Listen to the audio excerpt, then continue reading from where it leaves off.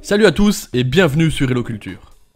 Alors oui c'est vrai, ça fait longtemps que vous n'avez pas eu de mes nouvelles, mais voilà, je vais pas vous faire un dessin, avec le confinement, la fermeture des écoles, tout ça, on s'est un petit peu perdu de vue. Mais ce n'est que pour mieux se retrouver. J'ai depuis longtemps envie de vous parler des grandes femmes et des grands hommes qui ont marqué notre histoire. Et qui de mieux pour ça que ce fameux Christophe Colomb. En 1492, ce grand voyageur change la face du monde.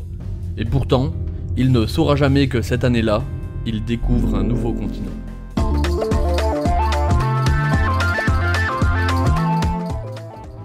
Christophe Colomb est un marin génois installé au Portugal.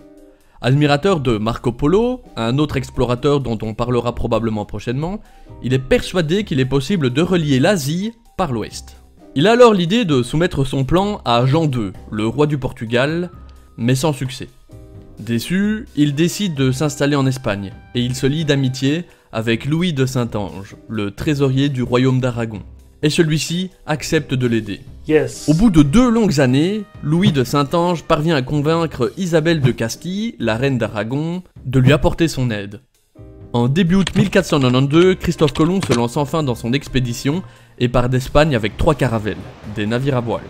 La Pinta, la Niña et la Santa Maria. L'expédition fait rapidement escale dans les îles Canaries avant de finalement se lancer pour la traversée de l'Atlantique. Après 35 jours de voyage en mer, les marins aperçoivent enfin une terre à l'horizon. Une île de l'archipel des Bahamas qu'ils nomment San Salvador.